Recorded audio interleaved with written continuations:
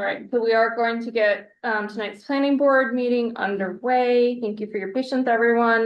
This is the Great Barrington Planning Board meeting for Thursday, March 26th. This meeting is being recorded. And because our board is participating in a hybrid fashion tonight, we will do a call to order and with the roll call, and we will also do roll call voting tonight. So we'll get underway. So we'll start with Malcolm online. Malcolm, I'm here. You are here. Thank you. Pedro? Here. Jeremy? Here. Jonathan? Here. Jackie? Yes. Brandy? Here. Okay, so we have full board participation. Next item on our agenda are the minutes of March 12th. Do we have a motion to approve as amended? So moved. Thank you, Jonathan. I'll second. We have a second by Pedro. Do we have any board discussion? Hearing none, we'll go ahead and vote. Malcolm? I'll abstain. Okay, Pedro? Aye. Jeremy? Aye. Jonathan? Aye. She doesn't get to vote. Yeah, Brandy? Yeah. Aye. Soon. So I'll wallow in this quiet.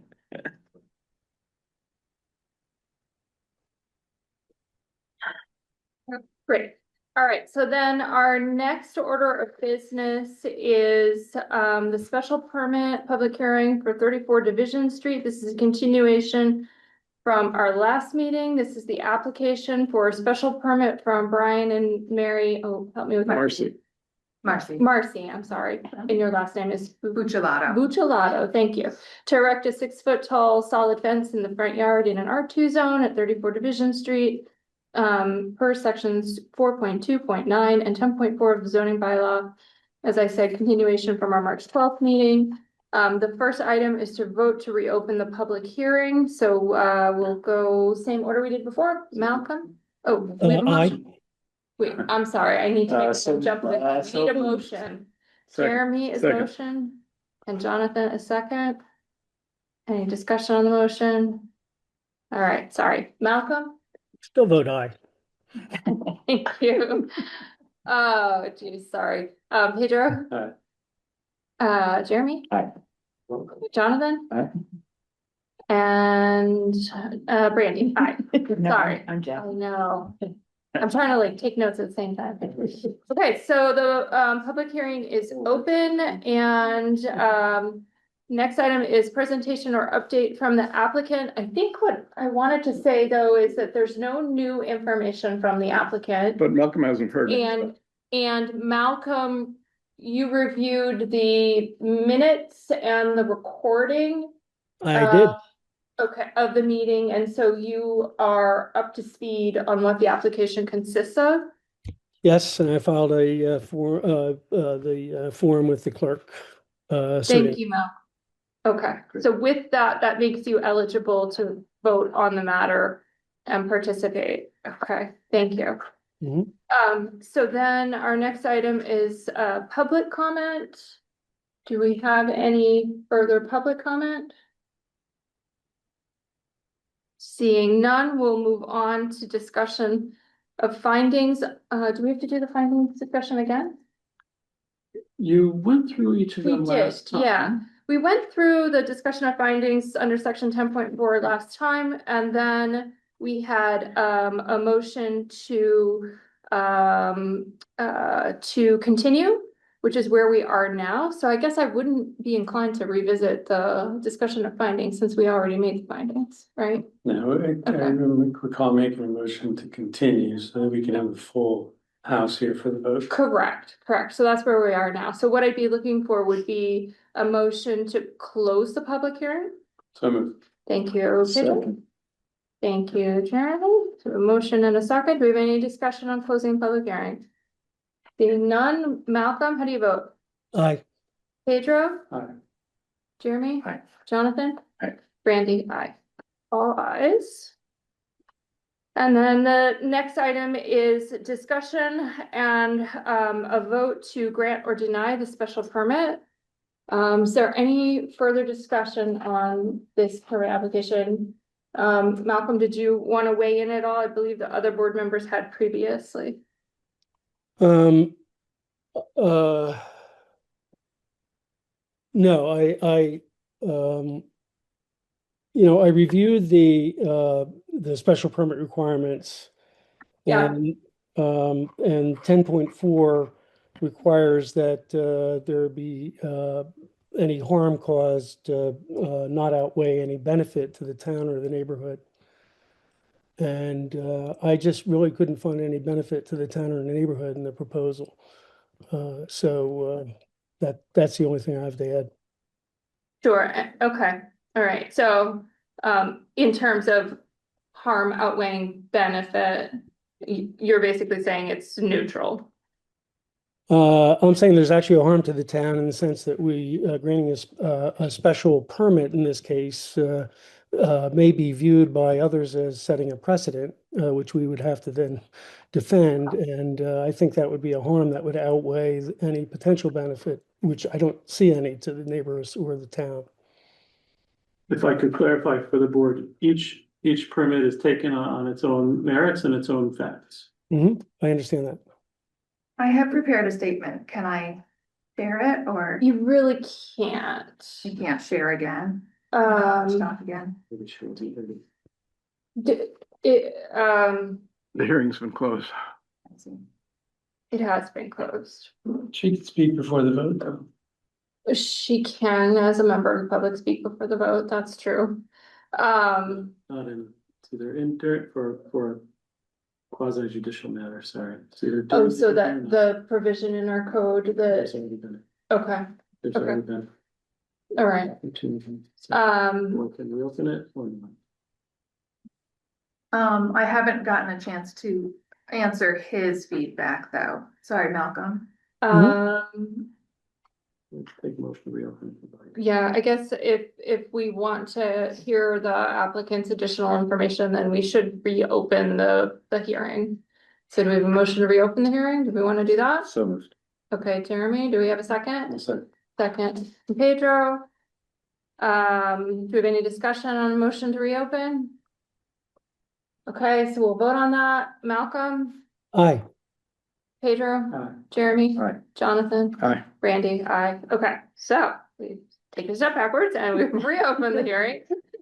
Marcy, go ahead. What did you want to add? Okay, thank you. So bear with me. I want to start by saying that I understand and respect the concern about neighborhood character and aesthetics.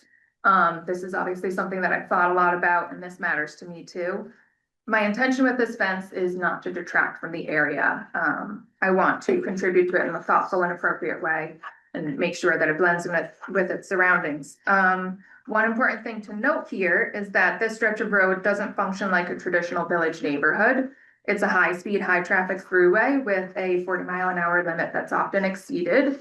It carries not just cars, but also tractor trailers, service vehicles, construction vehicles. Throughout the day, there are no sidewalks, no streetlights, several guardrails, and a visible substation from our house. Many of the surrounding properties are short-term rentals, including the one right next to us and the one across the street, right down the road. Right, so in that context, the typical expectations of an open, pedestrian-friendly neighborhood don't really apply in the same way. We're not talking about a cute little, village neighborhood that you walk down on the sidewalk and you look into your neighbor's yard. It's not really that kind of street. So our goal is to create something that fits this environment while still being visually appealing. So the fence would be designed in a classic, historically appropriate style, softened with trees and native plantings, so it feels attractive, but also looks natural in the surroundings. But beyond aesthetics, there's a very real safety and livability concern here. Right now, our front yard isn't a space we can comfortably or safely use, especially with young children. The traffic volume and speed make it feel exposed and vulnerable. A 4-foot picket fence wouldn't be enough. Our toddler could climb that, and the yard would still feel exposed. A taller, fully solid fence will allow us to actually use and enjoy our yard while adding a layer of safety. I'd also like to say that I'm grateful to our supportive neighbors who have spoken up on our behalf and recognize this need as well. And in closing, I just want to say that this is really, really important to me, and right now, I don't feel comfortable in my yard, and that's really important, and I hope that that outweighs I don't think it'll detract from the neighborhood, because I think it'll look nice, but I hope that that outweighs any concerns that you all have. Thank you. Thank you. All right, as long as the public hearing is open, is there anyone else either online or here in the room that wanted to make any additional comment? Sure. Michelle, go ahead. Can you hear us? Go ahead. You just have to Thank you. unmute. I'm unmuted. You are. All right, thank you.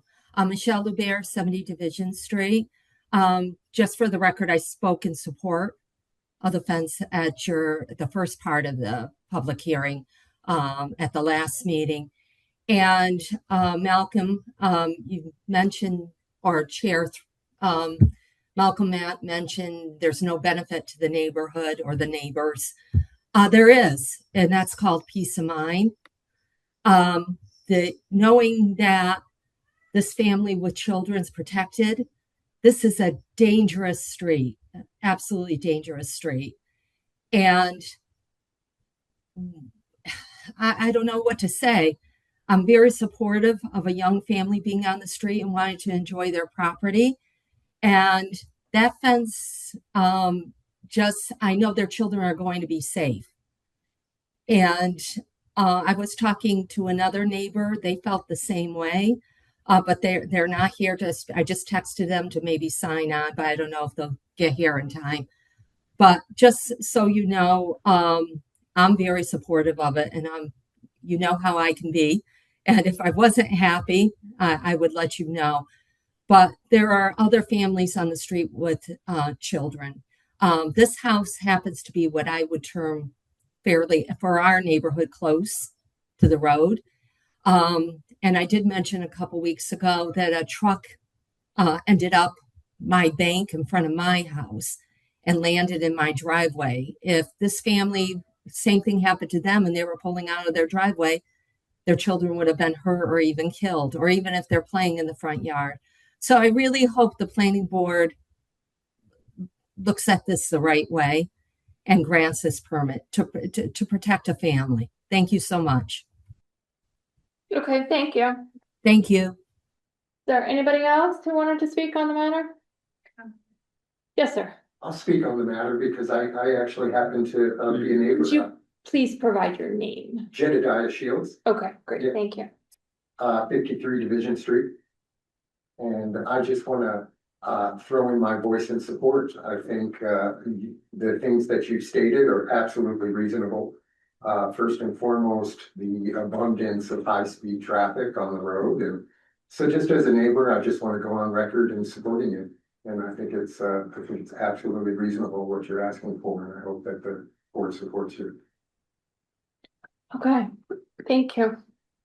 So anybody else? Going once, twice, three times? Okay, so we will, I would entertain a motion to close the public hearing for a second time.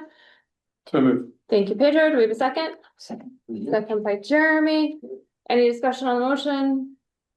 All right, we will vote then. Malcolm, Hi. Pedro, Aye. Jeremy, Aye. Jonathan, Aye. Brandy, aye. Okay, all ayes for the second closure of the public hearing. Commission record, go through the findings. Okay. Okay. All right, so. So I'm all out of order. Is it okay to go through that as part of the discussion? Mhm. Okay. Great. So let's see. So our next item is discussion and a vote to either grant or deny the special permit, and we will, with the new information, revisit section 4.2 criteria and discuss if there's any other considerations that we need to make. So the first criteria for special permit granting is consideration of the social, economic, or community needs which are served by the proposal. So I don't think this has any economic impacts in terms of social and community. I think we've heard from a number of residents on the street that they don't interact with their street the way someone who lives in a more walkable neighborhood interacts with it. So in terms of whether or not this fence proposal creates any sort of social or community need, I don't know that there's any negative impact there. I think there is. You think there is? I do. Yep. First of all, I think, forgive me, Marcy, this is a privacy fence. Let's call it what it is. That's what it is. It's for privacy. Against cars. Hmm? Against I cars. need you to It- just remain it's a quiet. privacy This isn't a fence. discussion portion. And if it were really about the kids, first of all, 4-foot fence is adequate for kids. Secondly, the whole yard is not fenced. So you can't just put kids out there because they'll come down the driveway. So to say you need a 6-foot fence for kids is ridiculous when it's not fenced.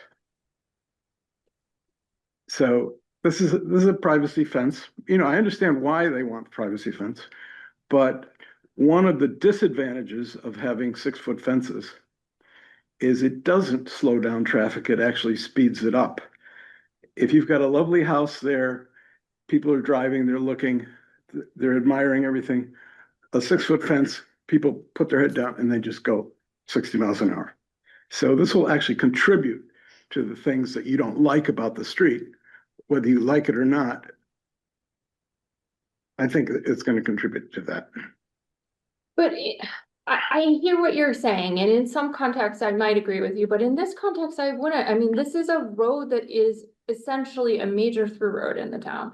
Now, at present. I lived on Division Street. I run on Division Street. I think Pedro bikes on Division Street. I think we're all And intimately I spend familiar with. 4 hours, I spend 2 hours every day on roads without sidewalks, walking with cars. You do, but not with that kind of volume. Yeah. Division Street, I Division don't know what the Street. traffic counts are. Excuse me, I live next to the Waldorf School. The Waldorf School has more traffic between 8 and 9 than Division Street It's does. intermittent though. Division. It's intermittent, but it's got more traffic. So don't tell me I don't live with traffic. Is this a case where volume makes your voice louder than anybody else's though? I think, No, you're the chair. wow, excellent. I, I don't I- think, go ahead, Malcolm. I agree with Jonathan for different reasons. I think the benefit here is to an individual, not to the community. The community is supporting the individual and the safety of the individual, but the community isn't saying if these people put up our fence, it's going to make our community better. It's going to make their life better. That's what it's going to make. Unless everybody puts up a 6-foot fence, then that is going to impact the community. So I do not How do think you, this- I don't how do you, think this- go ahead, Brandy. I'm sorry. I just wanted to expand on that though. Like, how do you respond to the fact though that there are already a number of 6-foot fences on that road? How did they get there? I think they were pre-existing. I don't know. I mean, since I've been on the board, I don't remember seeing them, You know, but I'll say this, Brandy. I mean, we have a fence bylaw in town that applies to the whole town, not just to villages. It applies to Maple Avenue where there's heavy traffic. It applies to Route 7. It applies to State Road. It applies to every road in town. And not just, it's not just a bylaw that applies to Division Street. So I think there has to be a compelling argument for why this bylaw doesn't apply in this case.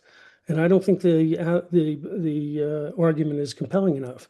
I think, as Jonathan suggested, a 4-foot fence doesn't need any special permit at all. It's not a fence that covers the entire scope of the property.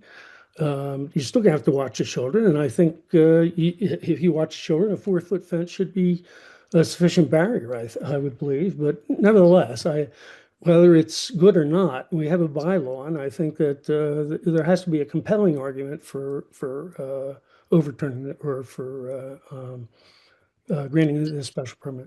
so the point of the special permit is to evaluate this case on its merits, right? Because you're Right. absolutely right. There is a bylaw that applies to the whole town. What did you want to add, Jackie?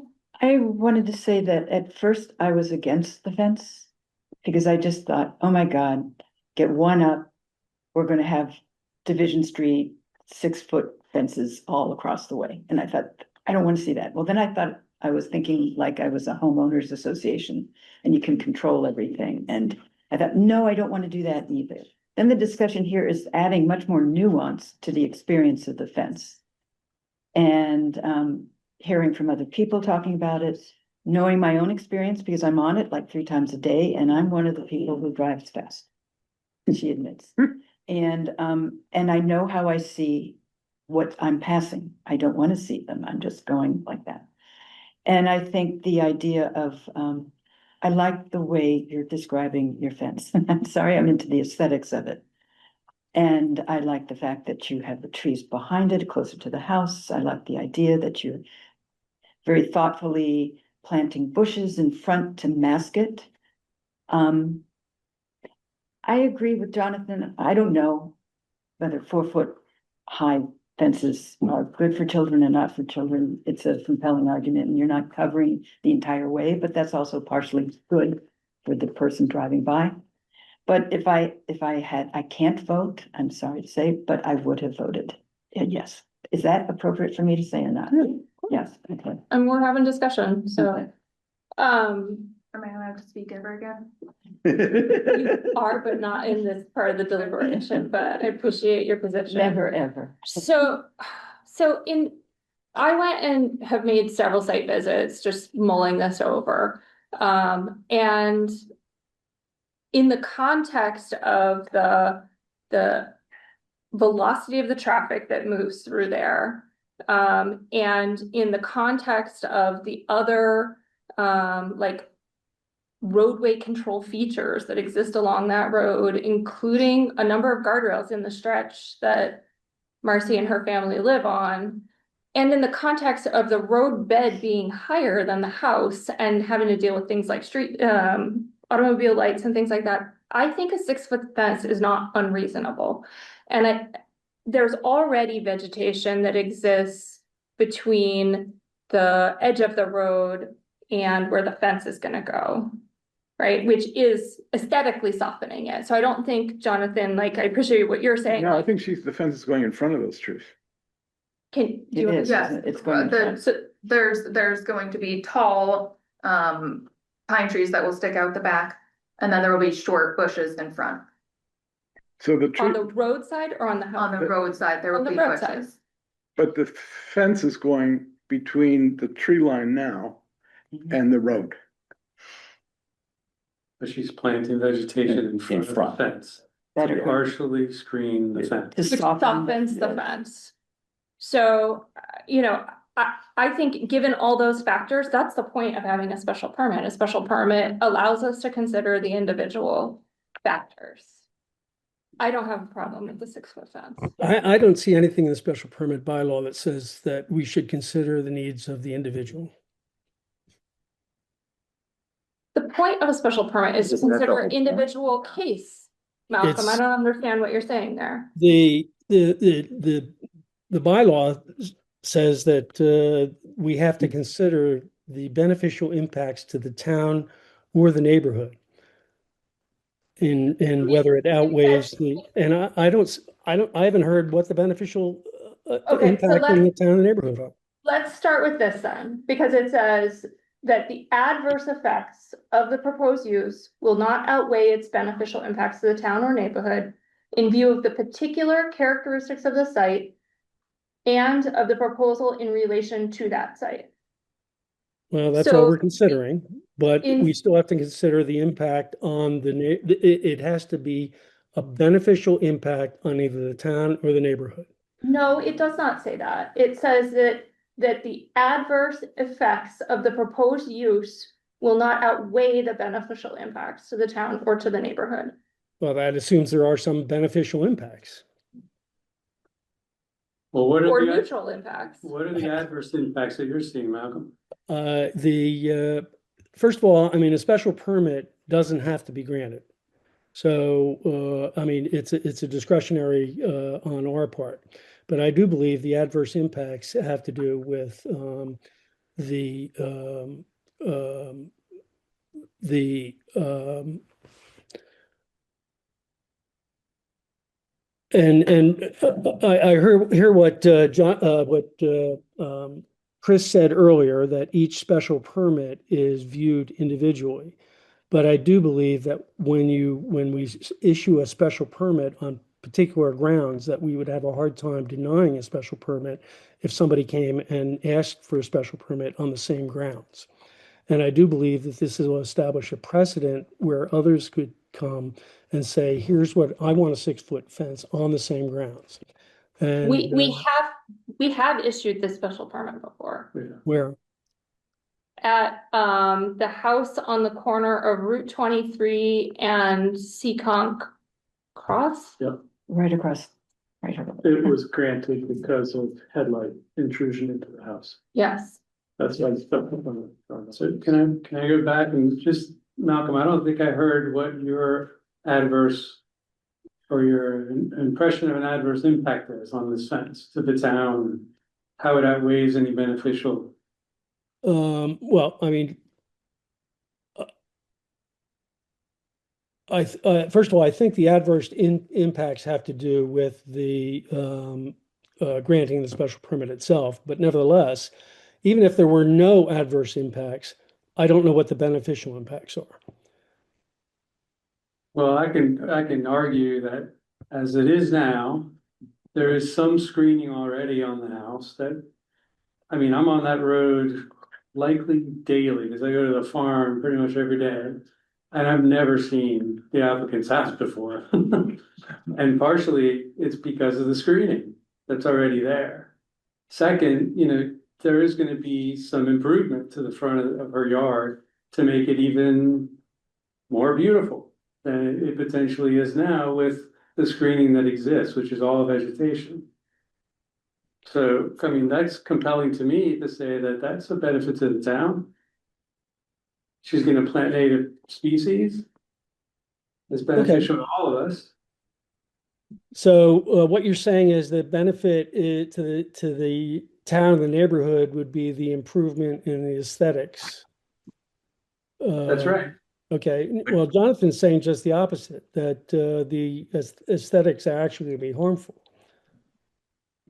Well, I'm saying, listen, I don't like the idea of any fences.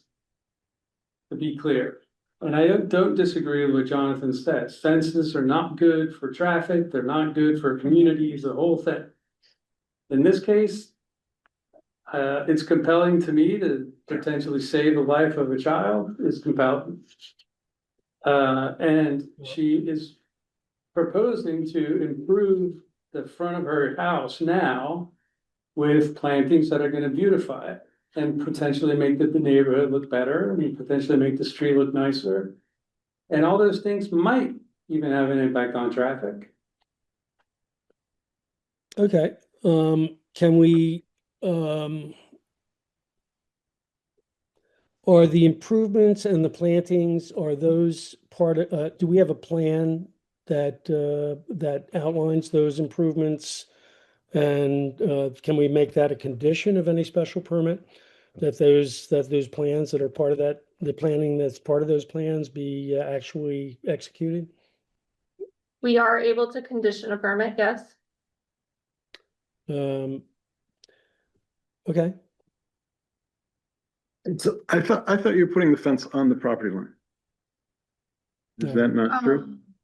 I mean, it would, do you mean like on the specific point where the property ends, or? Yeah, just right on the common line between the road and your property. Yeah, which is like 10 or 15 feet back from 10. From the road. Yeah, But it's your property line. correct. So It would be on our property. So for you to plant anything in front of that fence means you're planting on town. Oh, well, there was already stuff planted there before we moved in. I'm just saying, So that's, we would you need don't, it, that's not your land. Okay, it's so our that, land. you know what, that's okay, we just back up the fence, yeah, that's not a problem. That's not a problem at all, because we have about 3 feet of wiggle room there, so we can easily just put the fence here and then do some plantings right in front of it. The diagram submitted has the fence a little bit back from your front Okay, property Yeah. line. yeah, there so must be that's, some- so that works, yeah. I'm sorry, what was that again about the diagram? The diagram submitted has the fence located. Yeah, I thought we discussed Back that. from that front line a little bit, so there Yeah, must I be. thought it was back from the property line, yeah. And we worked with Windy Hill on our current landscaping, and we would work with Windy Hill on, coming up with a plan for in front of the fence. But I think everyone would be really happy with. They're very thoughtful about presentation.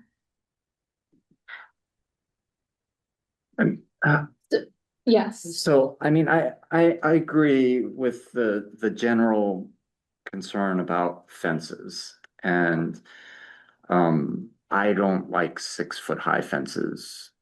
But in this particular case, I don't think the harm for this road in this section like outweighs, and I think there is like other benefits too, having a happy homeowner, I think has a positive impact for the community at large. And I think, it's hard for any of us to put ourselves in someone else's shoes, like how they feel about the danger of the road and, what would help to mitigate that. I mean, I think that part is hard to, like, we can't determine that for someone else. And so, if she's feeling that this is going to do it to make herself feel and her family feel safer, I think that does have an impact for the community. I mean, if you have like a homeowner or a property owner that, is like, oh my gosh, I feel unsafe and the town wouldn't let me, do this, that can have a big impact on the community. And so I think there is something positive here. And I think the negative part, like, I think we have to look at it for where it is in each part of the town. Like, I mean, there's plenty of parts of the town that I would see a 6-foot high fence in front of a beautiful home, and I would think like, oh, why?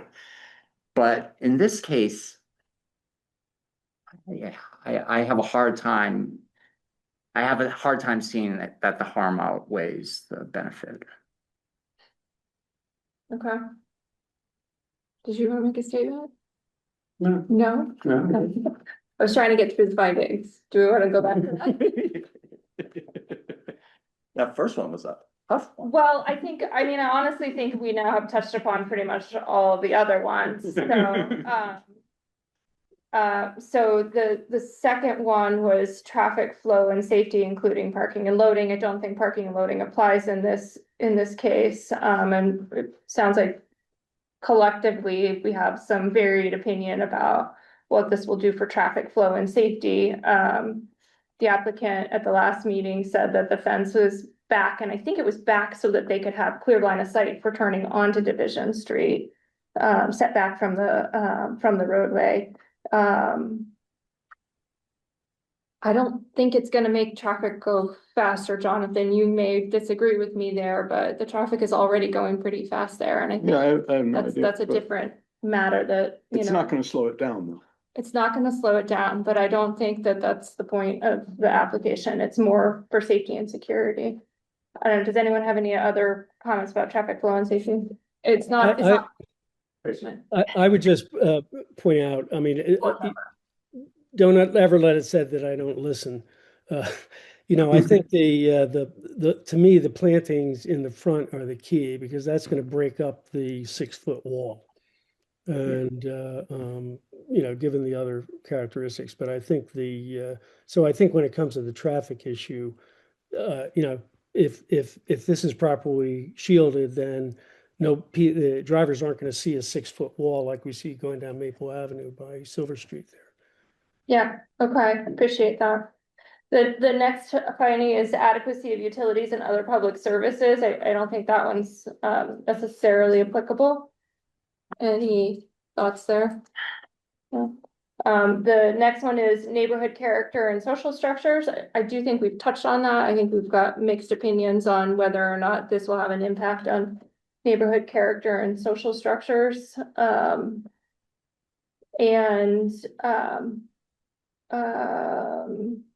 Is there any further discussion on neighborhood character, social structures? No. No, okay. Number 5, impacts on the natural environment. Do we feel if this is conditioned with landscape improvements, including native species? That's, I know Windy Hill has a lot of native species, so that is potentially a benefit. I I see agree. a couple of board members I agree. nodding here. So Malcolm, you're more, landscaping is more of an aesthetic Yeah, I'm not, benefit? yeah, I'm Okay. not sure, yeah, I'm not sure that the landscaping is an impact on the natural environment. It's still a 6-foot So- fence. Neutral on the natural environment impact. Oh, you're working. And then potential fiscal impact, including impact on town services, tax base and employment. It will employ a fence installer for a day or two. That's positive. So buy plants from Windy Hill. And plant, yeah, And maintain the fence. I mean, yeah. I know my opinion is only mine, but my opinion is that this proposal is pretty neutral in terms of any kind of potentially negative impact, aside, recognizing others have a different opinion. So, do you need to add anything else, Chris? You've collected the ideas. There's been talk of a possible condition to mitigate a potential adverse impact. The condition being plantings in front of the native plantings in front of the fence. Between the fence and the roadway. Mhm. Okay. On the property. So the applicant is nodding her head that she's Yes. agreeable to that, okay.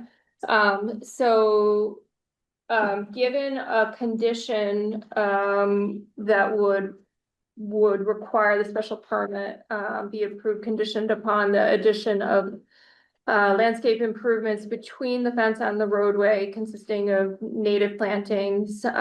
Do we have a motion to approve the special permit for the 6-foot fence? So moved. Jeremy made the Second. motion, Pedro seconded. Do we have any further discussion? No further discussion, all right. So we'll start with Malcolm. Malcolm, how do you vote? I'll vote aye. Pedro, how do you Aye. vote? Jeremy, how do you Aye. vote? Jonathan, how do Nay. you vote? Jonathan's nay, and I'll vote aye. So it's 4-5, and so that should pass. Oh, 4-1, sorry. 5, 6, 7, 8. Okay, Good discussion. all right, thank you very Okay, much. thank you, everybody. I'll follow up with you on with the paperwork. Okay. Okay. All right, No, Bring all those fences down once we put in the sidewalk and all of the road furniture. we'll fix the boards first. Complete streets. I'll fix the. The bridge, I thought it was the whole. Yeah, fix that first. all right, we're not gonna do anything on roadways today. We are going to move on to our next item, which is our open space and recreation plan. And the goal of today's meeting is to have a second sort of public working session focused around parks and playgrounds and active recreation spaces. I appreciate that we've got a number of members of the public from here tonight. We have a number of people online. We've got Seth from BRPC. Thank you for coming down.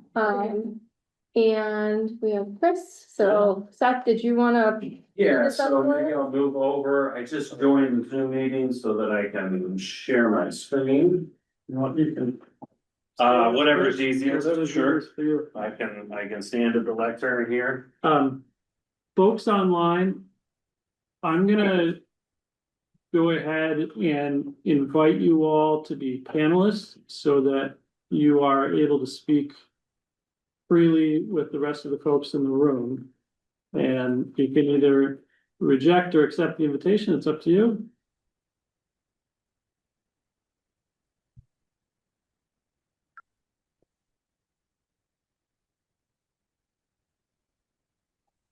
And Seth will get us started soon.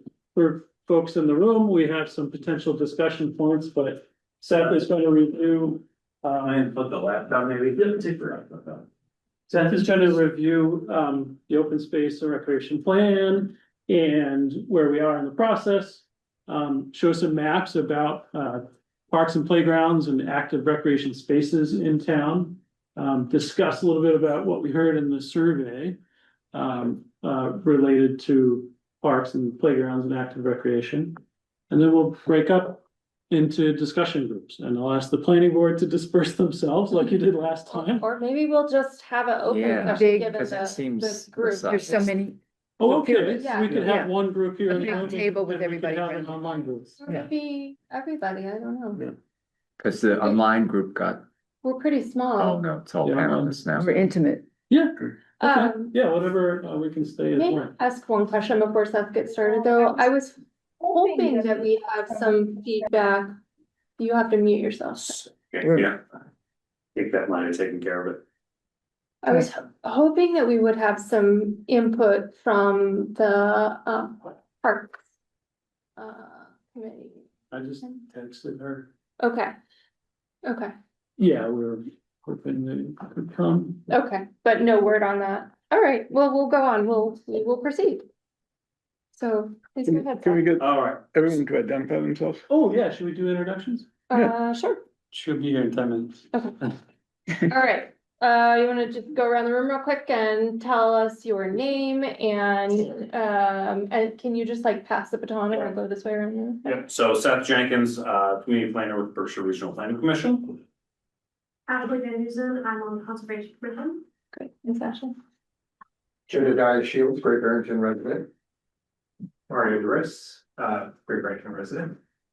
Dale Abrams, Great Barrington resident and a member of the board of the Great Barrington Land Conservancy. You guys need to introduce yourselves again, or no? You already stated your names. I don't know if we have anybody online that. Is there anybody online that wanted to introduce themselves? I can't see you, but you are welcome to say hello to the group. There are 11. We have, I'll just, Look at all those people there. look at folks online. Welcome Vivian Orlowski, Devin Lamke, James, Janice Cable. You may be the same people, maybe not. Welcome, everybody. Has the planning board gone through? And I'm Chris Rembold. I'm the town planner. Seth? Great. All right, so like Chris mentioned, we're gonna do a similar format to what you all did for the February Ag Summit.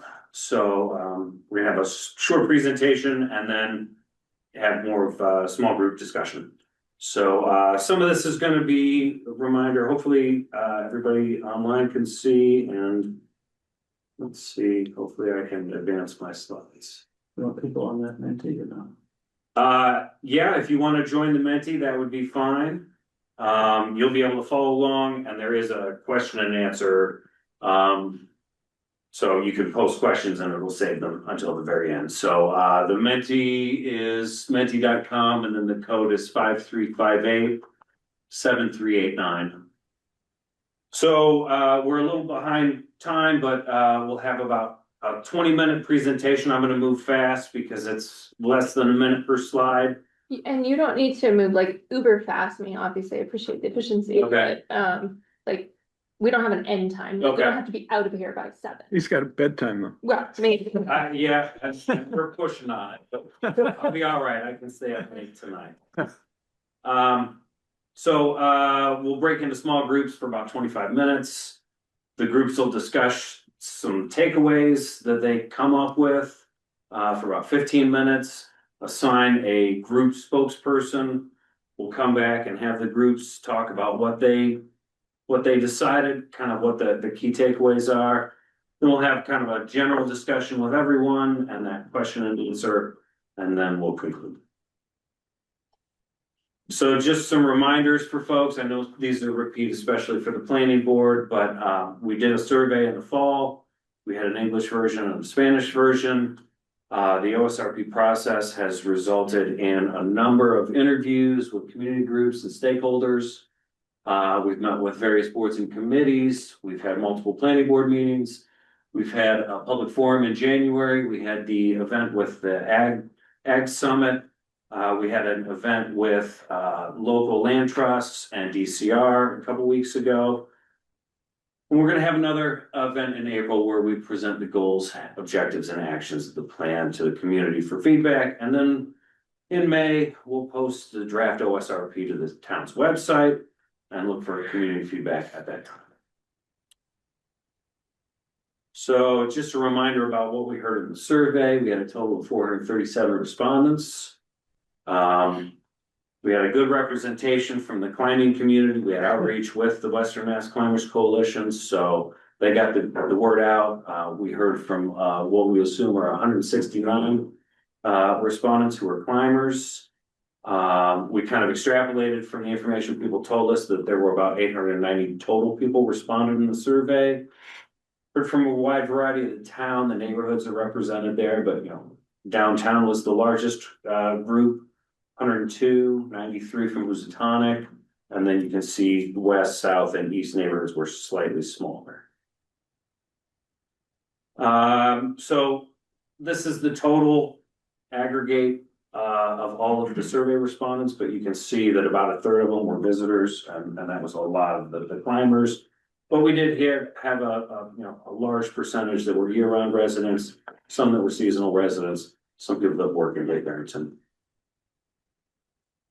This map just shows the percentages that we heard from each of those neighborhoods. So you can see, 8.78 were from kind of downtown, or 11.09 was from the near west side of town. So, and all of these images will be available on the town's website, kind of on the open space and recreation page of the planning board, or the planning department, not the planning board, but We'll the post this PowerPoint, tonight's PowerPoint too.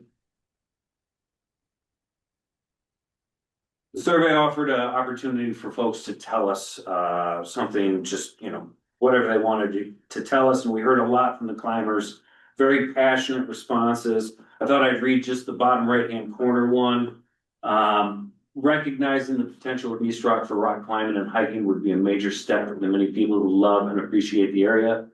The area above the reservoir in East Rocks offers incredible potential for climbers and hikers who appreciate the incredible stone on that hill.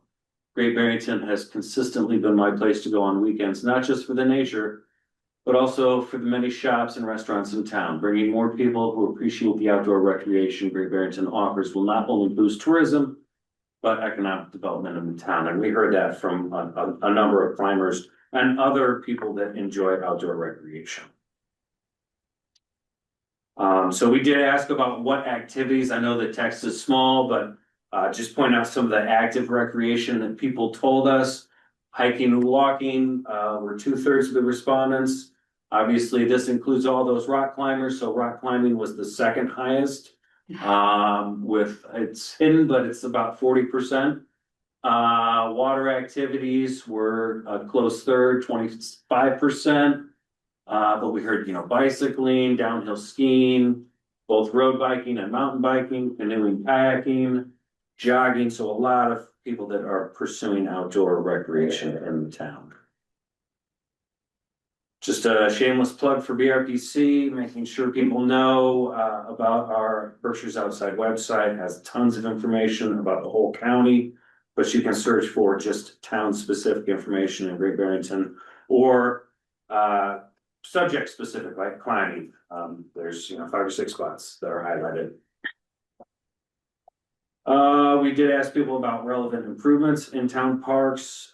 Parking was a big need. I think that also relates to what we heard from climbers, because their probably biggest concern is where to park to access climbing areas, but also bathrooms, accessibility features, and maintenance were important considerations. 5 activities that you enjoyed. So this was filtered just based on people that were visitors to the town. And so this was 142 respondents, and this is informative for the town just for that economic development aspect. Again, lots of folks, I'm sorry, I can't turn off that Menti thing. It's kind of messing me up, but I believe that, climbing is the top choice. Again, it fits that a lot of the, visitors were climbers. Yep, I can see it here, so. If you, Yep, we ask about, what groups, specific groups, folks would like to see more, recreational programming or opportunities. This is organized based on least, or people that said no. So teens were the largest group, followed by elderly, followed by people with disabilities. I will point out, though, that gray bar at the bottom was people that didn't know, and lots of people said they weren't sure about what the status was for folks with disabilities.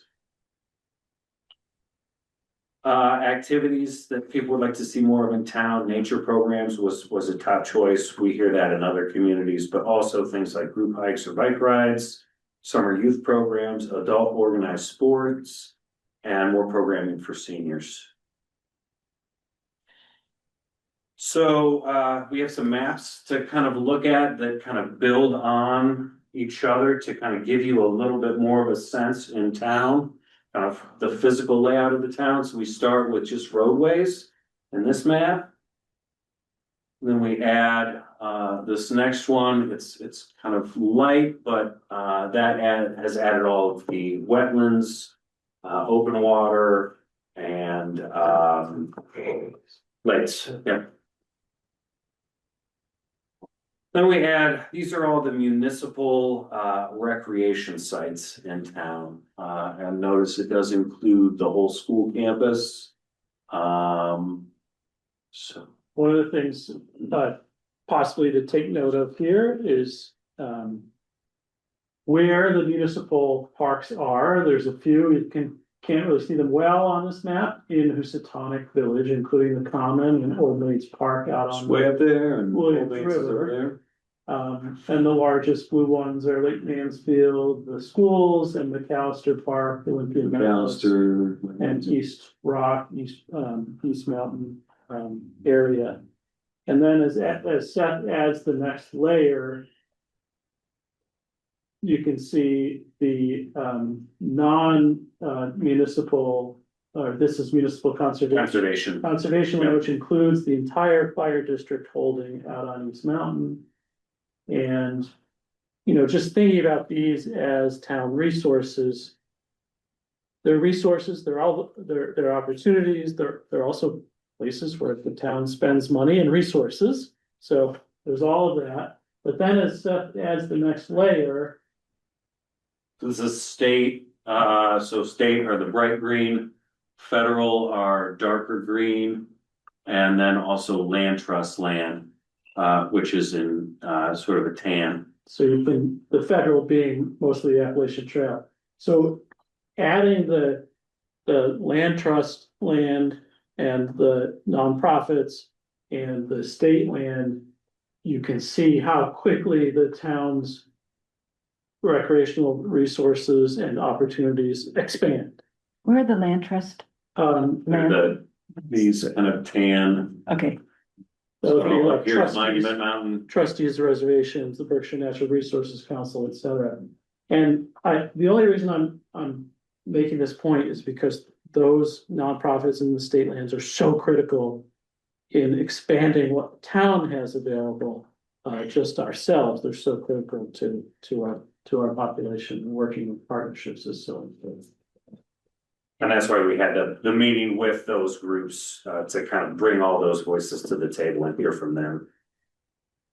And so is there another layer where we overlay trails? There will be. So There's sort of one over on an old map over there. Okay. So this one is at APR and CR lands, so permanently protected lands. So these are at this point, everything that's shown on the map has a permanent deed restriction on it, meaning that's protected in perpetuity. By virtue of ownership or some sort of. Everything in color. Everything in color. Yeah. So now we add public transit. So that's the red line, our bus lines. And our next map features. We had one other thing on this one. which is unprotected land that's recreational. So that's this pink coloration. So Butternut, Camp Eisner, there's Simon's Rock. Simon's Rock. And Wyandotte. Hmm. And the old Egremont Golf Club. And Berkshire South is also Yeah. recreational land, but technically not protected. De facto probably is, but if it doesn't have that. What's the top right one on the pink? Top right is Mad and Open Hearts on Monument Valley Road. Oh, okay, okay. And then this one, we added some key sites that are like recreational facilities. So the Kilpatrick Center, Berkshire South, Butternut. And then the last one is, the last one is the one that is kind of a standard map in the OSRP. And you've seen this one before, but it's a little more confusing because it adds the Chapter 61 properties. So those are all hashed. So you got Chapter 61, Chapter 61A, and Chapter 61B. And so, things like the golf course and Butternut are under that Chapter 61B. But kind of that gives you the full picture of lands in the town that the town could maybe at some point call on to bolster the open space offerings, especially Chapter 61 is important for the town to consider. Just some other maps that, again, we're going to include with the OSRP. This is the Fish and Wildlife map, features vernal pools. So red ones are certified vernal pools. Blue ones are assumed potential vernal pools, but pools that have not been confirmed yet. And then there's some endangered species information. And some agricultural land that's highlighted on this map.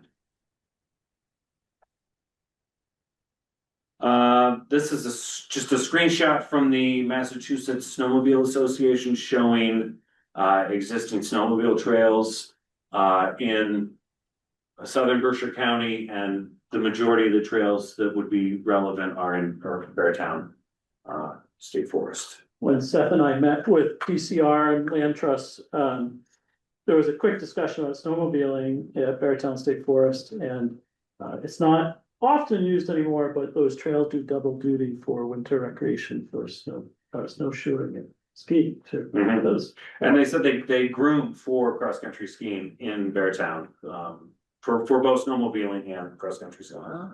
So we haven't had as snowy a winter as we have this year for the last few years. But there seems to be I don't know if it's a formal network. I don't know if there's this is from the Snowmobilers Association. Yeah, so it's a statewide. There's a trolley line that runs from Egremont to Great Barrington Mhm. through Wyandotte, Mhm. and then there's a bunch of those fields that are protected in APR, and there was a lot of snowmobile track on them this year. And then you would see where they crossed 23 and then they cross elsewhere, but I don't. Probably not formalized. Yeah, There's informal a lot network. of informal network. And something that we've heard from snowmobilers is formalizing some of those arrangements so that those networks are protected. and some are on private property. Right, because That's good if to you know. have transfer of ownership and the new owner decides, oh, well, I don't wanna allow access anymore, that can destroy the integrity of the snowmobile network. Do we know anything about that trolley line, Chris? We do, much of it is privately owned. It is, okay, All of it is privately owned. yeah, okay. Can I just do Yep. a quick shout out for pocket parks? Those little parks, greeneries areas that are in, like you're walking down Main Street and on the east side, that you wander around and there are all these little green pockets. I never remember the name, but green spaces that are so nice for kids and families. And I would just think that should be called out as a subset of Are our. they park areas, Jackie, or is it just like a nice front lawn? of It's the not, church, well, or- it's like a space that's already has open space on it and trees and kids play on it, Like or, right? where the deli was? Maybe informal spaces. They're very informal spaces, but they're families and kids and seesaws every once in a while and this and that and the other. And those are important too amongst our neighbors and That's a good. I think I just thought it needed a shout out. The other thing I think might be up for discussion is that the cemeteries are used for a lot of walking.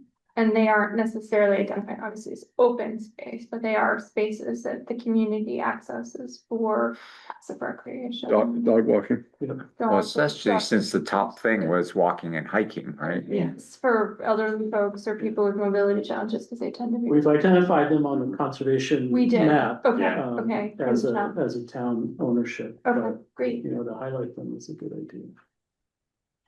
So this list comes from some information on the Parks and Recs. But on a page from the town's website. But it just features a number of the more active recreation parks in town, the size of the park, and some of the amenities on site. So you can see South Street Park has a Gaga ball pit and exercise equipment. Town Hall Park has the Giggle Park, the gazebo, and the playground. Memorial Field has a baseball field and a skate park, so I don't need to read through the whole list. Again, we'll have this for you all to look at greater length. If you're still looking, I don't want to advance too quickly, but It'll be on the website. Yeah. And do the ones that have walking paths on there, does that not show up on that last slide? I know Olympia Meadows has that, at least partially around. Yeah, the you river. mean like Like a walking track kind of thing on Yeah. the site? To be specific, like the riverfront trail runs from Bridge Street down behind the castle, the ball field and. Yeah. the Then it skateboard goes- park, et cetera, and it connects to Olympian Meadows, and the town built the next section, which is a stone cut into the grass, crushed stone. And that currently terminates at the edge of the lawn there. Could be brought, in the absence of getting the connection to the fairgrounds, could be brought into a lollipop at that end, so it comes back as a loop to the driveway into Olympian Meadows, which brings you back to the trails. You could do a loop instead of it out back. Yeah. Mhm. That's where you're talking about, right, Jeremy? Yeah. Yeah. I mean, I think it's a good one to have if people are looking for, you know, for people that don't know and are looking for. Back to Brandy's comment about putting the trail system Yeah, on the totally. maps. Yeah. And the walking paths. And walking. So we just have some kind of conversation starters here. There's a couple pages of them to get people thinking. Again, not limited to these topics. So current missing recreation elements or inadequate maintenance or upkeep at specific sites. Are there additional organized programming or competitions that could be hosted in the town that would be synergistic with other outdoor recreation providers in the town, or, you know, hosted on public lands? You know, thinking holistically about just tourism in town and the shoulder seasons for outdoor recreation, those are typically more difficult for operators to make it through. Thinking about folks with disabilities and, you know, physical infrastructure improvements. For example, purchasing adaptive hiking equipment or fencing in playgrounds so that people can feel like they can have their, you know, have some element of control over where their kids can get to and not. Or it was mentioned recently, that's a concern with older folks and people that might be suffering from dementia.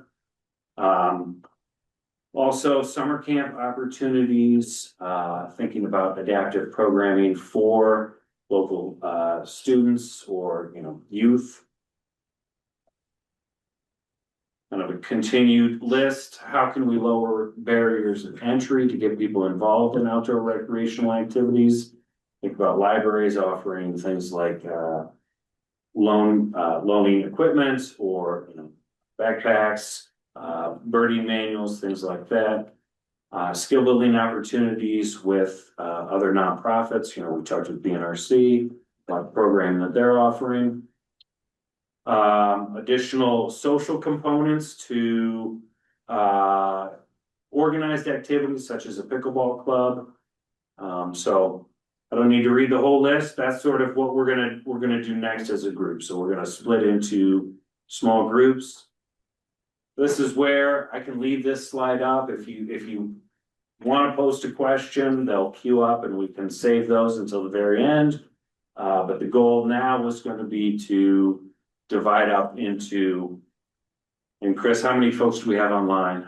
Well, what I'm thinking, and Vivian, I see your hand, maybe folks in the room can just be one big group, I think and that's- I'll take the Zoomers You and outside. Malcolm, you and Malcolm can take the Zoomers out. Yeah, Vivian, you should be able to unmute yourself, go ahead.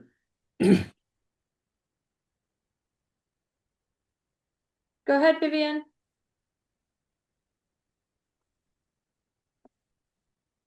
Vivian, is your hand raised accidentally, maybe? No, but if I'm going to be in a group, I just wanted to talk about how the framework has changed since I participated in a similar forum with the Farm Summit. And I think the context within which we're working should be noted and taken into account along with everything else that's been mentioned today. And the context that I wanted to bring up is the greatly increased cost of gasoline, so that more people in our neighborhood, in our community, are going to probably appreciate having closer recreational resources than maybe in the past, where it was easy just to think of driving out to the coastline or something. And secondly, we may also attract people from somewhat nearby, but not in town. Because of that, here again, they're not going to go much further than we are from the large metropolitan areas. And in addition, so the cost of gasoline and driving is going to be something that's going to be likely to, this is not just temporary.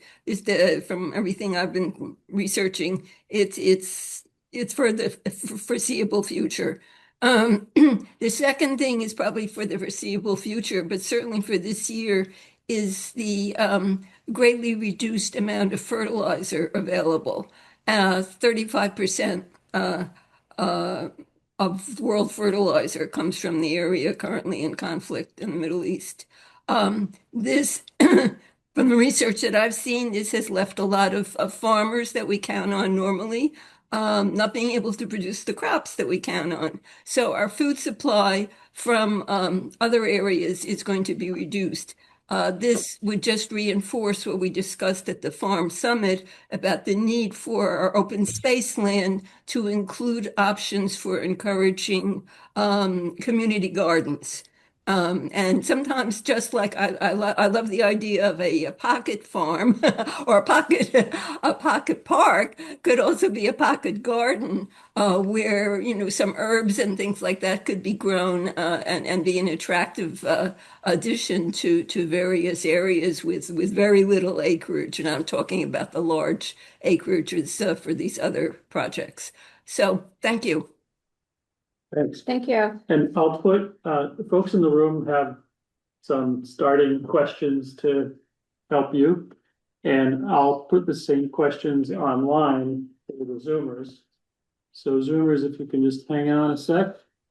So do we need to do like I'll 20, join- 30 minutes or something on each? Yeah. Yeah. Yeah, maybe Stop at 6:45. about 6:45. Sure. Okay.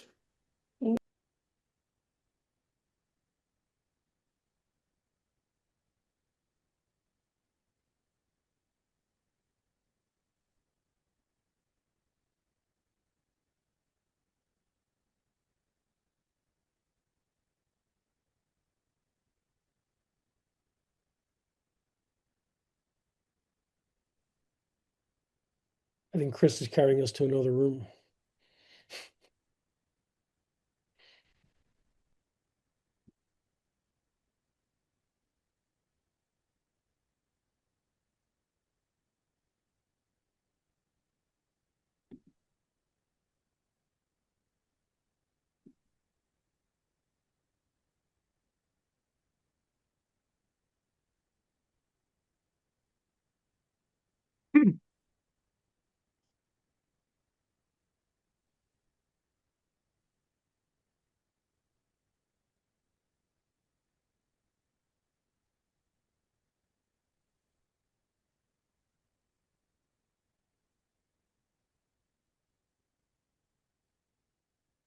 All right, folks Welcome back. online, hold on just a second.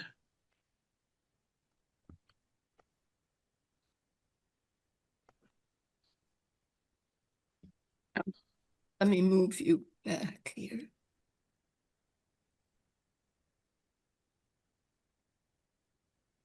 All right, can you all see me? And Yes, we do. you're back. Uh-oh, I gotta change the. I'll be right back. Okay.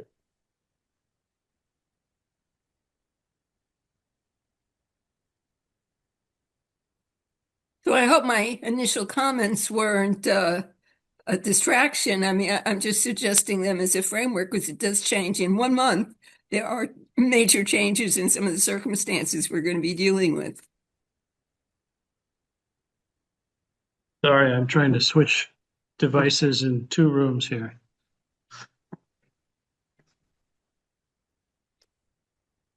You should just be seeing me, and I hope that's it, right? Yeah, No, we see no, each we're other. seeing each other.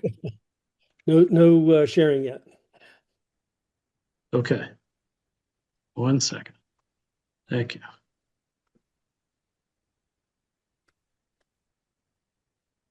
All right, can you see those potential Yeah. topics? Yes. Yeah. All right, cool. The first thing I need is for somebody to volunteer to take notes. I'll take notes. All right, thanks, Malcolm. Love that. Somebody So, has to. so everybody here online should have the ability to speak freely. You can use your raise hand. And if there are still folks who are just attendees, I'll see if you want to be panelists. So you should have the ability to open your mics and speak as you wish. So feel free. This is exactly what the folks in the room are also looking at. You want to monitor this, Chris? Sure, Yeah. sure. So maybe one thing to start off with is what you think are the town's recreational strengths. And I always like to think about this as things to keep, things to reinforce, things to fund, things to make better and capitalize on. Any thoughts?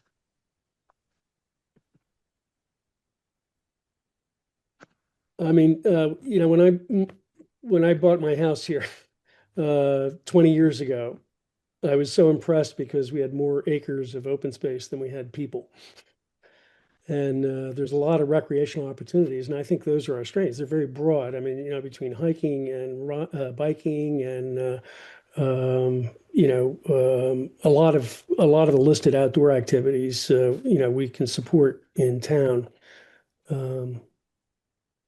So I think just the amount of open space we have, and also the number of opportunities we have for a lot of the opportunities that people outdoor activities that people value. This is James. I want to agree with Malcolm. That's, I think, one of the reasons we live in this beautiful community is because of the open space. For me, the challenge is how to tie everything that we have. We have beautiful Monument Mountain, but we have disconnect between like McAllister and Old Maids, and even by the ballpark, we have the trail there. There's a lot of disconnect, and find a way to possibly join them and also have more of a communication, because a lot of people don't know like these little hidden spots, and I selfishly like that because no one's there, but we should try to have more visibility. Yeah, there's a lot of hidden gems, but Yeah. they like those when there's nobody around. Yeah, that's the opposite of having a lot of outdoor activities. That there's a lot of activities that people don't know about. Opportunities that people really aren't aware of. Right. Yeah. Well, for example, living near Lake Mansfield, that has really become a well-known strength. Yeah. And the recent improvements there have helped the environment, and not from sinking into the pond. But it it's kind of a two-sided thing. It's one of our strengths to have a lovely lake and beach and park, like park area for eating outdoors so close to the center of town. That's really quite exceptional. Yes. But yeah, the downside of that, of course, is when it's a super busy time. I don't know the answer to that. Maybe one of the answers is what James just talked about, the need to, and others too, the need to do better public outreach about other places where people could be, near the water and maybe not swim, but, in some cases they can swim. It's not a pond or a lake, but just to be in that kind of environment, and they may not know about anything else. Sometimes, driving past Monument Mountain in the summer, you see the parking lot. People are out on Route 7. Yes. There are so many other places to go. Yes. That's why Seth highlighted that Berkshire's Outside website. If you look at that and you plug in what you want to do, you can find so many resources. And it's like, gosh, go someplace where there aren't so many people. And there's other places to park too. Barrington. Right? So there's other places to park. You can park by Taft Farms. Nobody knows about that hidden parking space, right? Yeah, going up these. Yeah. Well, what just comes to mind is at McAllister Park, which borders the water. I don't think, not that I know of, that you go, swimming there, but at least you're in a lovely area near water. If you don't, you need the lake. That's an alternative, which probably most people don't know about, except those of us who live here or have lived here for a while. Yeah. So if Lake Mansfield is full, try this. Yeah, exactly. Nobody wants to take that 1 mile walk down and the 1 mile walk up. It's up, yeah. It's the up that's. So you're saying one of the things we need to add is like a cable car or something?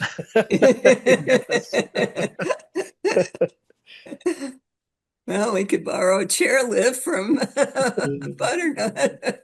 Yes. I was struck in the survey results from this activity, and Seth shared some of them, that how popular some of the spots were. Lake Mansfield, and now Flag Rock and Housatonic, certainly the Monument Mountain, but also the Berkshire Natural Resources property on State Road, the Thomas and Palmer. Those are hugely popular. They're like regional draws. But yeah, there's all these other spaces that people could go to. My one desire, and I don't know if this will ever happen, is to join the trail in Housatonic to downtown. But I can't figure out a way. How do we do this? But that would be fantastic. That trail that's another hidden gem that I love, especially when you go down to the waterfall that nobody knows is there. It's gorgeous. What waterfall? The rail trail, the waterfall it's in West Stockbridge, actually. Yes, right? yes, it is. Right. Oh, Janice, go ahead.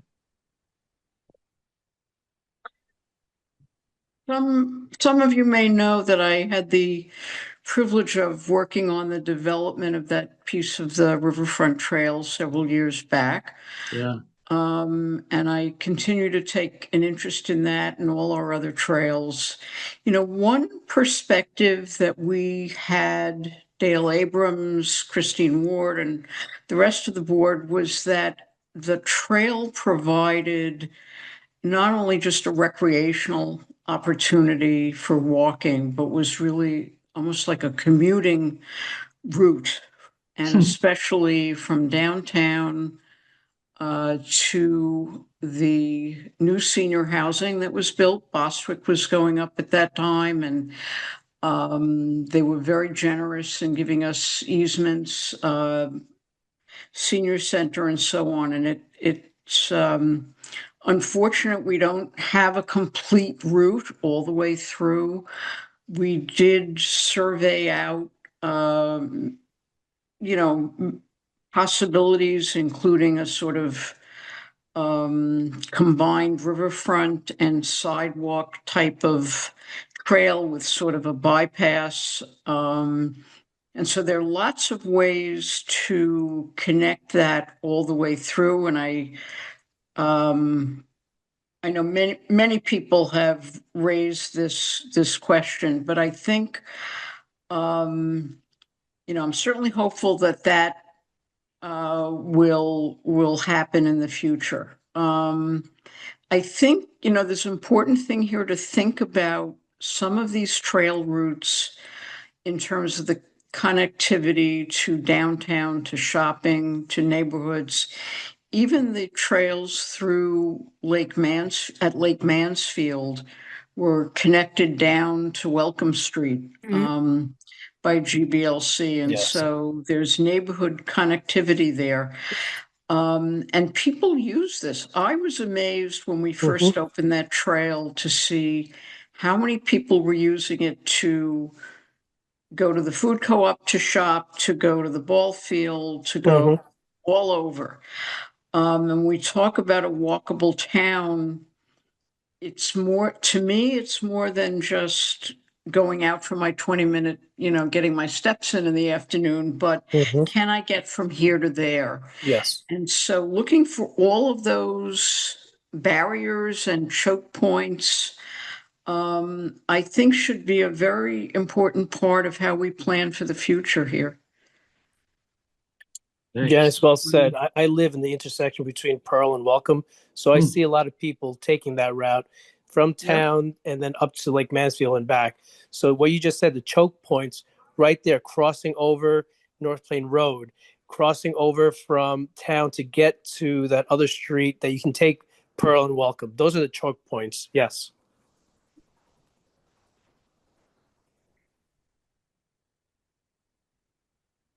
There was a in what I think it is the town plan from like 1974, which was the first town plan. There was a statement in there that said a great trail system can make the entire town a park. And I thought, oh, that's just perfect. You can, all those maps that you saw Seth put on screen tonight. You could. What if you could join them all? Yes. There's some towns that are trying to do that. Williamstown, Middlebury, Vermont has a great example of that. The trail around Middlebury, the Williamstown, what are they calling it? But that's kind of the vision that they have. And we're halfway there with Riverfront and Riverwalk. Yeah, maybe we'll get there trying to get Housatonic connected. At least maybe with better sidewalks or long distance trails. Yes. That is a key component, is the sidewalks or lack thereof. Yes. Well, we've already touched on some strengths and weaknesses. Yeah, we sure have. Yeah. Is there anything else? You just put your hand up, Janice. Did you want to? Sure. Feel free to jump in. So Vivian brought up one of the. Oh, go ahead, Janice. Go ahead. No. The building of all this infrastructure always requires maintenance. And I have to give a tremendous shout out to the folks at GBLC and BNRC and others who are using basically donated funds for maintenance and keeping things open and keeping down weeds, leaf blowing in the fall. And the GBLC folks actually took a snow blower down there this winter and opened that up by themselves. So there's an enormous amount of volunteer effort. Sometimes many of the same people again and again to try to keep open what is really a public amenity. And I think that is, certainly worthy of great applause and maybe some support along the way if we could ever figure out a way to do that. I think I heard it mentioned that Riverwalk, the value of the people working on Riverwalk and Riverfront trails, of the volunteers and of the materials donated is like in the $40,000 to $50,000 range annually. I mean, I can't imagine if things like, I mean, that's not a town-owned trail, but you all seen the stories of our town budget problems. Can you imagine if the town had to do that? And so that's why I was saying earlier, the importance of all these partners is critical to what is offered here in town. And in spirit of this conversation, I also believe that as a town, we should all come together and pitch in many different areas. Like you just said, Chris, about the budget problem we're having. I think at some point collectively, we just have to all meet and say, okay, we're going to pitch in. And this open space is part of that pitching in. Yeah. So in terms of opportunities to take advantage of or threats to keep in mind, Vivian already brought up one, emerging gas prices and volatility, and I think climate change definitely something else. I mean, I look at ski butternut, and I hope they can continue making snow for a long time, but one never knows. Yeah, does anybody have any thoughts in that regard? Thinking 5, 10, 20 years ahead? Just a minute. Yeah, go ahead, Vivian. Hi, can I say something? Yeah. Yeah, this is something I recently learned about, that the towns of Arlington, Stoneham, and Winchester in Massachusetts, varying different types of towns. Certainly Winchester is very rural and Arlington is very suburban of Boston. But they came together and they developed what they called the Sustainable Landscape Handbook. And the subtitle of the Concord one contribution is Revolutionary, Resilient, and Ready. I love that. And then they were talking about townland being, how can it increase biodiversity, which is healthy for our pollinators who are under threat. Also, I mean, just because of, pollution and pesticides and just increased human activity, reducing demand on our water supply, improving water quality. I noticed that on the questionnaire, the first item to get be asking about conservation practices. Would you be willing to implement on your own property? It had to do with plant native species and pollinator friendly species. And then for the Conservation Commission, the first priority was protecting drinking water. So along with the recreational use of the water, I think we have to think about that.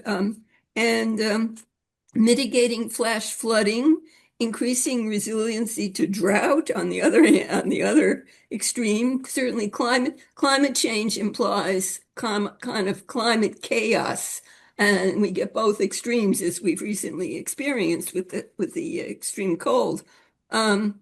Reduce energy consumption and maintenance needs, because that would be also less use of lawn mowers and things like that. Which run on gas, increased potential for carbon sequestration. That would also depend on what you plant, and other aspects in this. I'll be glad to send you, Chris, the link to the Sustainable Landscape book,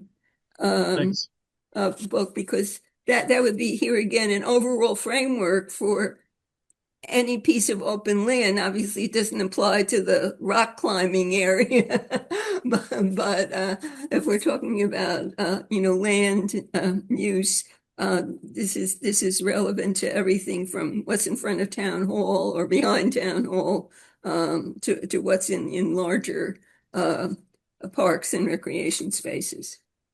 Vivian, could you repeat what towns those were that? Yeah, sure. Yeah. Oh, yeah, for your notes. Yeah. Sustainable Landscape Handbook, developed with and for the towns of Arlington, Stoneham, and Winchester.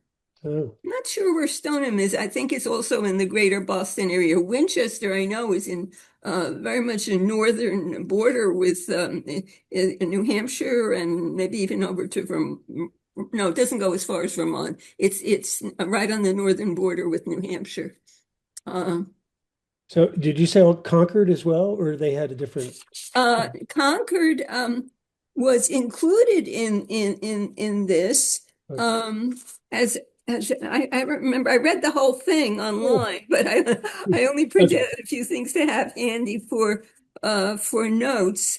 Let me check whether Concord may have taken this and developed their own additional one. I'll check on that. Or it's possible that Arlington, Stoneham, and Winchester just went to Sustainable Concord and then adapted things from there. So I don't know which direction it was from, but it's quite complete. And what I have is 51 pages, which I didn't obviously print out all of, but I printed out a few pages to have handy for my pile of things concerning this topic. Thanks, Vivian. I was, thinking about climate change, and you noted some of the environmental factors, including extreme climate extremes, flash flooding, pollinators, and improving and protecting water quality. And I think I mentioned this to the planning board before. Does anybody remember what happened during COVID? And the only place you could safely be with your friends and neighbors was outside in the parks. That's so right. Socially and from a health and social perspective, how critical parks and outdoor spaces are. And then we Seth read that snippet from the survey comments from one of the climbers who highlighted the economic potential of drawing people to the area for climbing or other outdoor pursuits. So I'm thinking not only environmentally, but socially and health-wise, and also economically, we have these opportunities. Yeah, COVID was a good example of upheaval due to a crisis. And if we get maybe hopefully less intense, but still people's ability to travel the way they're accustomed to may be greatly limited by increasing costs, quite a bit beyond what we already have this week. Yeah.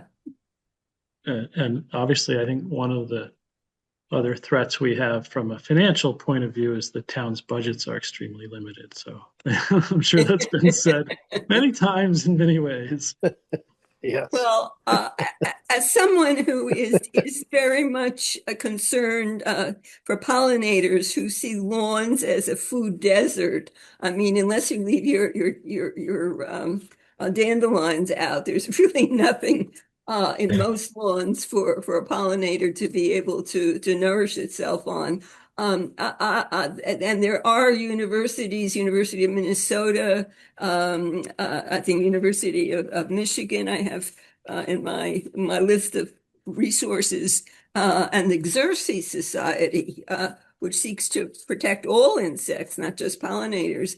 They all have very instructive YouTube programs and literature about how to do less lawn mowing and make our lawns more into resources that are suitable for everyone, but including for more biodiversity than kind of a desert area, a walkable desert. There are walkable lawns that are not requiring, weekly lawn mowing. And lawn mowing is gasoline into the air.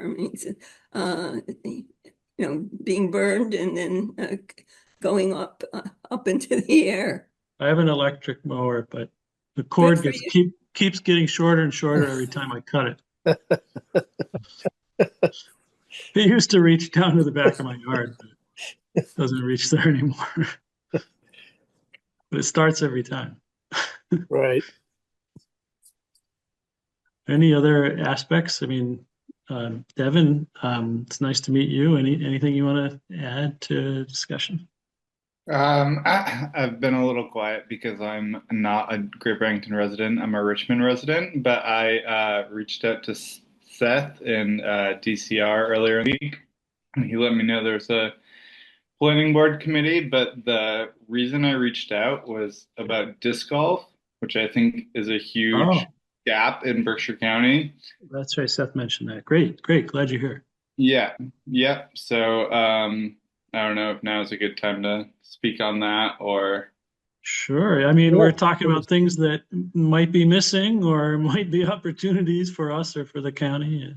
Yeah, so just made a few notes. So I'm a school-based occupational therapist. I work in Richmond and Hancock. I also work per diem at Berkshire Meadows in Great Barrington. But for anybody just unfamiliar with disc golf, it's very traditional to golf, but instead of hitting a ball, you throw a frisbee into a metal basket. It's pretty easy to learn, pretty low cost, and accessible to a wide range of ages and abilities. When you're playing, you'll see families, older adults, kids, and more serious players. And it's one of the fastest growing outdoor sports in the country right now. There's 16,000 courses and 1,100 courses being built every year for over 5 years. And what makes it especially appealing to the town is that it's very low cost to install compared to other recreational projects. Low maintenance once it's in, and then it tends to bring people in from surrounding areas. And the reason I mention that is I personally drive past Great Barrington almost weekly to go play in Connecticut. And I'm definitely not the only one there. The place that I tend to play the most is Norbrook Farm in Colebrook, Connecticut. And I'm there weekly, and I see people from Great Barrington, people from Pittsfield. I'm driving an hour to get there, and I'm seeing people from Berkshire County, which I feel like is a bit of a deficit. So another big selling point is kind of flexibility, and that's that it can start smaller with maybe 9 holes or something like that and spread. It's relatively easy to find 18-hole courses, but in Great Barrington and the surrounding areas, it's a bit of a desert. The nearest course to Great Barrington that has 18 holes is 30 minutes away. There's one in Chatham, New York, and then one in, like I said, Colebrook, Connecticut. There is one in Berkshire County. There's one in North Adams, and then there's a 9-hole course that's in Sheffield. That is pretty nice, but There one in Pittsfield at Corwin Park. yeah, there's one at Curvin. That's closest to me in Richmond, but and I'm trying to work with them and help them out. But that's also 9 holes, and it's in the middle of a field. It's in the middle of a dog park, and Dog would dogs pick you. and frisbees are kind of a mixed combination, especially if you're trying to keep them bite free. But but no, I do go there. I go to Sheffield. And those are the places that we do play. I think the thing that we're really missing is a 18-hole course, a course that has it's fun for a wide range of people. Like I said, I work in the schools. I would love to see kids playing, and I think that's the key to growing the sport. And I think that this is a great chance for recreation in Great Barrington. How much space does a 9 or an 18-hole course take up? I mean, how much? Yeah, so there is like a document. It's the Professional Disc Golf Association. What it recommends is an acre per hole. Um, Now I've played on courses that are a little tighter than that. You're kind of zigzagging back and forth. It's not as compatible for a huge group of people, but it's not always so busy so that you can't really do that. But if we're planning like a whole full course, I think that's standard that they recommend. Cool. Yeah, Thanks. thank you. Yeah, one of the things Seth was talking about earlier was, sports for all ages and all abilities. Thanks for bringing that up. Devin, how many of the courses that exist were public initiatives versus just maybe farmers who are deciding to convert? I mean, is there an economic benefit somewhere? Is there enough economic benefit? So I'm gonna mention two courses. One is it's called Stony Hill. It's in Chatham, New York. It's behind the town hall and it's on town land. It's almost completely volunteer. There's leagues there, there's tournaments there, there's a course fund, and just so much volunteer work goes into it. It's in impeccable shape. You'd think it costs money to play. It's free to play, but you would think that it's expensive, and you'd think that there's a whole team working on it, which there is, but it's all volunteer. And then there's Norbrook Farm, which is again a private farm. They have mountain biking and disc golf and just lots of outdoor activities. I've joked with the owner because he said, I'm going to let you know when it starts making me money. And I've looked, and for a course that's an hour away, I've played there 220 times. I don't think I've ever not bought a $9 IPA when I was there.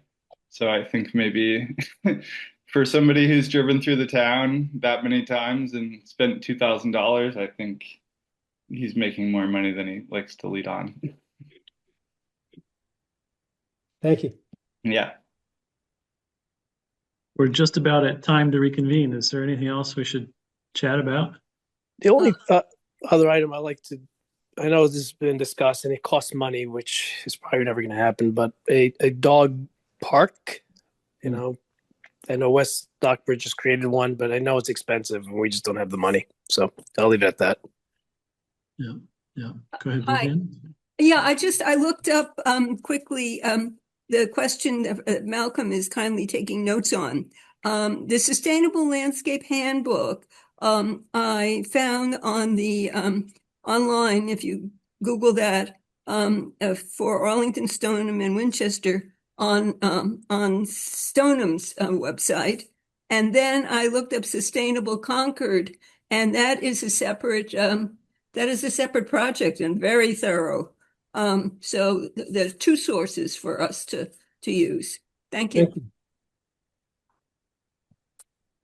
All right. With that, I'm just going to mute myself for a little bit. I'm going to head back and try to reconnect in the main meeting room. And hopefully I don't lose any of you. So hold on. 2 minutes. Hi, Malcolm. We have our own website here. Yeah, exactly. Any more points? I still have room to take more notes. Should I email you the links for those two sustainability handbooks? Yeah. I don't know what we're going to do with notes here. I think I'm just going to report things, but yeah, send them along. I'm personally interested in what you're talking about there. Okay, let me switch to that. And if I'm actually typing up notes here, I'll include it. Here's one.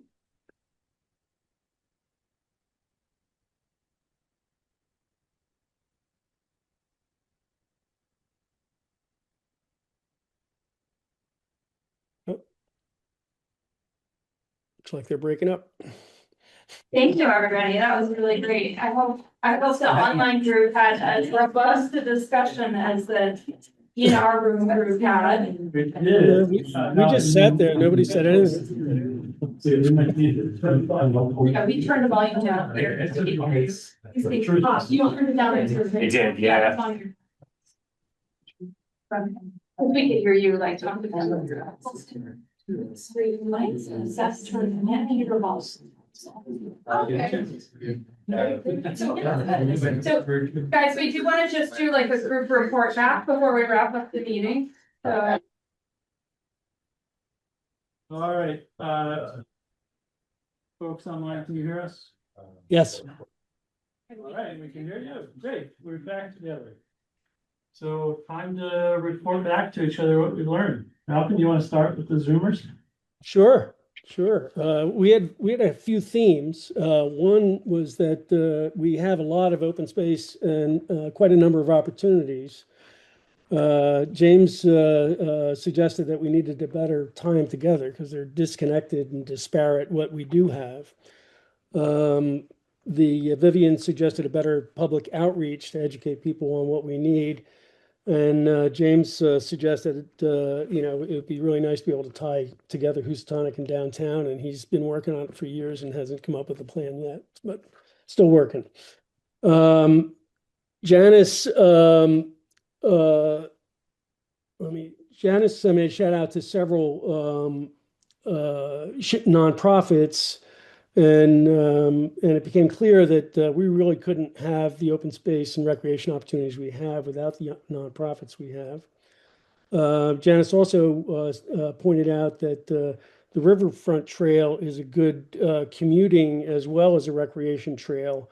And that the thing that we need to look at is to think about how people get from here to there and make that also integrated with our recreation plan. Vivian pointed out the fuel crisis and climate change, and she also offered two resources that she discovered. One was called Sustainable Landscape Handbook, which was authored by Arlington, Stoneham, and Winchester. And then there's also a Sustainable Concord handbook that might contain information that we can use. And then we also had two new suggested outdoor opportunities for the town. Devin talked about disc golf, which we don't have, and which really isn't, really good venues aren't available nearby Great Barrington. In fact, he has to travel down to Cold Brook in Connecticut to play, or go over to Chatham, New York. And finally, James suggested we need a dog park. I'll add one other thing.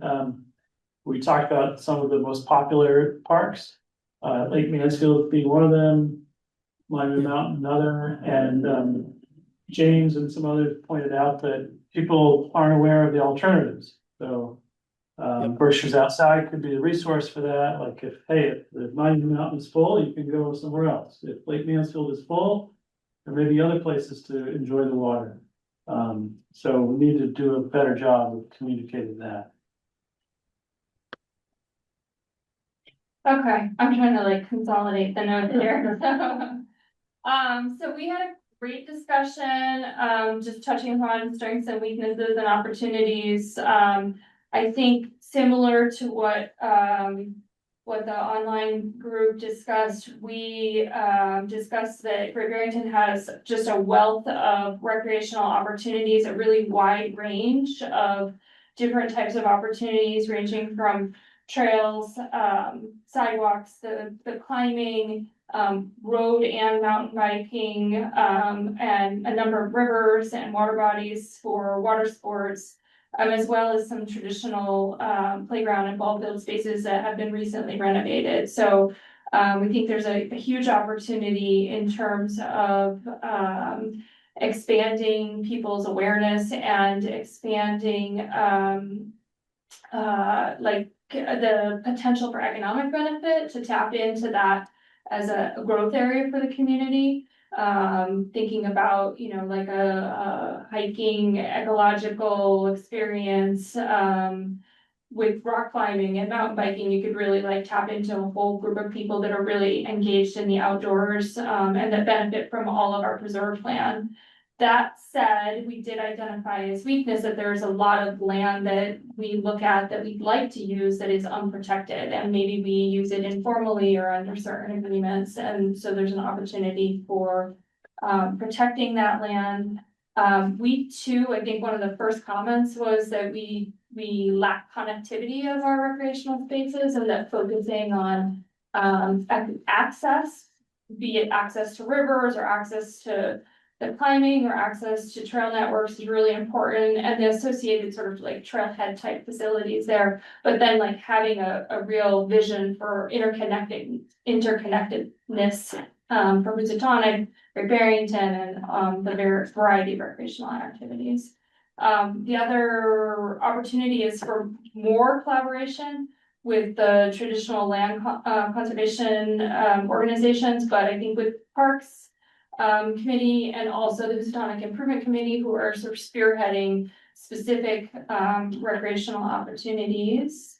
And weaknesses for sort of underutilized spaces, so spaces we're only using for a single purpose.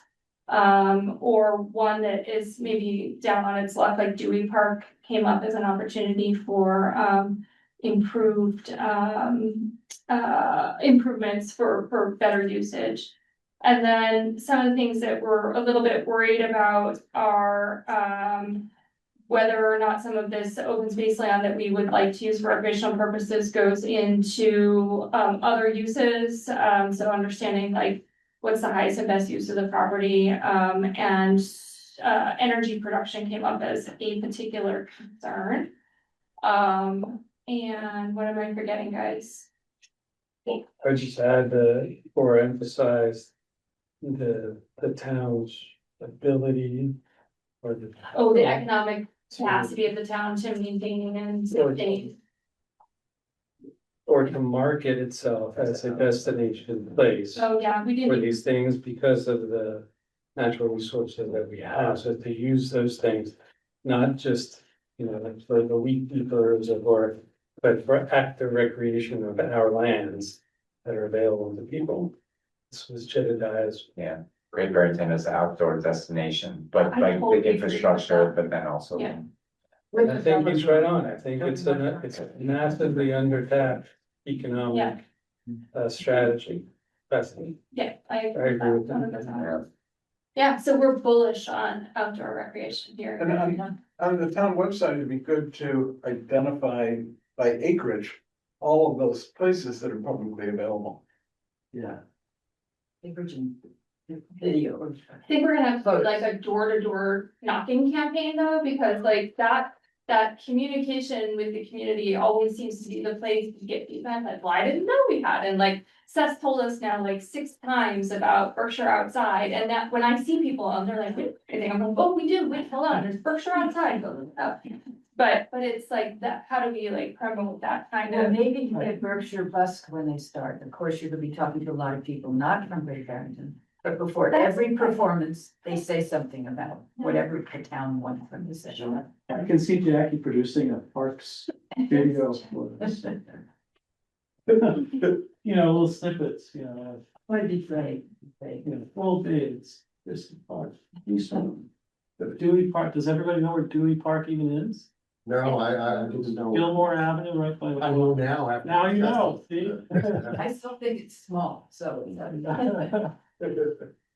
It's got a parking lot.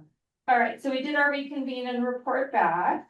Um, Was there any more? yeah, Seth, how should we take it home? First of all, everybody should know that our next open space meeting is gonna be planning board, on April 23rd. Yeah. We'll have, the list, all of these meetings, we're gonna coalesce these things into a list of goals and objectives for the plan. And that list will be something that we talk about as a group on April 23rd, 5 p.m. And, kind of rank or discuss or refine, and those things will then, inform Seth and I as we go to really put meat on those bones. Those are the bones, the goals and objectives, and then Seth and I will start to flesh it out in terms of strategies, and that then informs the plan that you'll see for review in May. So, anything else to take us home, Seth? I think you really touched on the key bits. It'll be a similar format. We'll have probably printouts of the goal tables so that you can, really look at them. You can write on them. You can add more goals if you want. So it's a format we've successfully used in the past. I think it'll work well. It sounds like it's coming together. And we got it. She said, the voice going up. Hopefully, yeah. All right, anything else on this matter? No, thanks everybody, even on Zoom, and appreciate it. So next item on our agenda is citizen speak. Is there anyone who wants to say anything more? I think Devin would like to say, he contacted me about talking with the group about disc golf. And I know he spoke with the group about. What do you play now, Devin? So I'd like to say too, I live in Richmond, but a lot of my friends who play are from Great Barrington. But the two courses that I play the most are Stony Kill in Chatham, New York, and then Norbrook Farm in Colebrook, Connecticut. Both are about 30 minutes from Great Barrington. Yeah. Yeah, no, it's a fun sport. I guess we could do that. One of the things Deb mentioned is that it's, it's pretty accessible to people of all ages Yeah, and abilities. it definitely is. Devin, do you mind for Jackie's benefit? I have only observed if you play, so I would not be the I'm right trying to visualize hitting a disc into a hole. So, so it's with frisbees and it's into metal baskets. They have chains on them that slow the disc down. So, yeah, very similar to golf. A lot more wooded, not so much of a open field. Some of the courses are, but yeah, throw the frisbee, walk to where it lands, pick it up, throw again.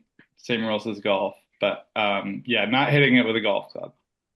When I was in college, it was called fall, like frisbee fall. Yeah. But now There's it's a called small fall. example in Stockbridge on Park Street. Oh, They- yeah. They installed some frisbee, some disc golf they? baskets. A couple of holes. Yeah, A that's couple of fun. holes, Yeah. That's what I know can be a huge driver of people, because there's not a lot of places and they like to do these tournaments. Do you play those tournaments, Devin?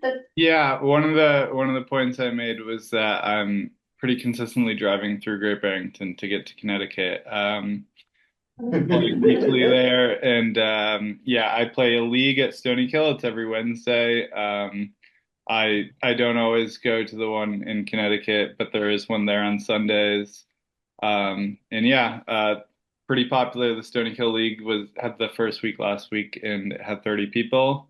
I do tournaments as well that usually sell out, and there's 70 to 140 people depending on the size of the tournament. But yeah. Devin, do you have an estimate of approximately how much land you need to have a full course? Yeah, so what I said to them was there's a suggestion that it's about an acre per hole, and it can be more than that if it's very spread out. It can be less than that. It's a little bit tight and a little bit back and forth, but that is the suggestion. Is it a 9 hole or 18 basket? Well, I think the big gap is for 18 hole courses. There is Curvin Park in Pittsfield that has 9 holes. It's pretty wide open. And then there's a course in Sheffield that is actually pretty nice. It's 9 holes as well, but it's pretty much at capacity of the land. So there's not really a hope of it spreading to 18. Mhm. Yeah, interesting. It occurs to me that, like, if you could connect Houstonic and Great Barrington with like one long disc golf. Then Oh, then you could have a course. man. Oh, then you could Walk have, from you could put one a, village to the other, put just. that bicycle path. That's right. Through it. Park path. All right, That way awesome. you- Thank you. Great ideas.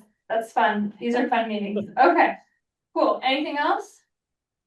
We want to make sure we get Seth home. Sorry, Seth, it's a little after 7. So. It's all right. So we'll adjourn without objection. Wait, I Oh. have a board and. We didn't have that on the agenda because there was so much like open discussion, but do you go for it? Well, the BRPC's got a new director. Okay. It's Laura Brennan, who was was she assistant? Was that her position? Yeah. She was assistant director. Is it all finalized now? Because Well, they haven't. Well, no, if we can finalize it, she would start April 1st, I think. That's the target. She's been chosen, but they're finalizing the contract. Great, thank you. The other thing I wanted to mention is I was listening to the radio this afternoon and there's a story in there apropos of the solar field that is being proposed this time about how the installation of large scale solar is actually helping farmers farm more. Sure.